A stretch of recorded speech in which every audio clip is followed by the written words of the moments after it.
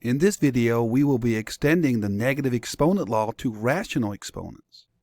So what about negative rational exponents? Here's an example. Write the power below with a positive exponent and evaluate. 9 to the negative 1/2.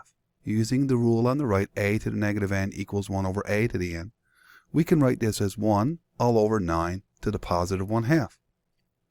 We know that 9 to the 1/2 is really the square root of 9 using the rule on the bottom on the right. The square root of 9 is 3, so 9 to the negative 1/2 is really 1/3. This seems to imply, though, that there's a rule for a to the negative m over n.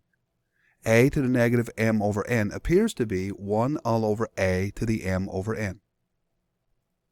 Let's explore this rule a little further.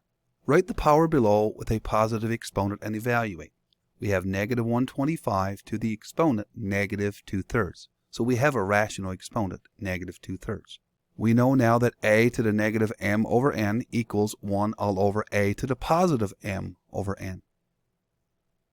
So this is equal to 1 all over negative 125 to the positive 2/3.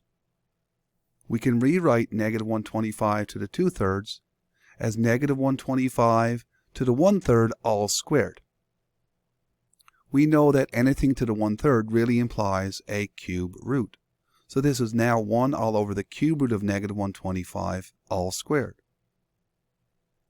So this is 1 all over negative 5 all squared because the cube root of negative 125 is negative 5. And of course, negative 5 times negative 5 is 25. So this is now 1 all over 25. So it's time to look at some examples. Write each power with a positive exponent and evaluate.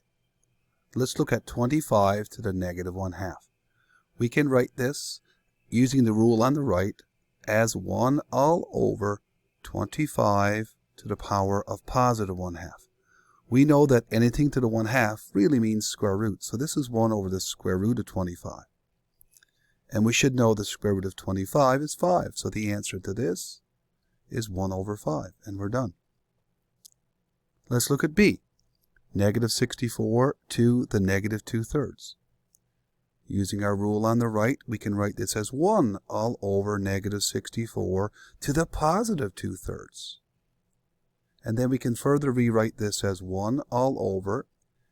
Knowing that 3 is on the bottom, this implies cube root of negative 64. So the cube root of negative 64 all squared. And the cube root of negative 64 is negative 4. So that's 1 all over negative 4 squared. And of course, negative 4 times negative 4 squared, is positive 16. So this is 1 over 16. Please proceed to the next video in this lesson, and thank you for viewing.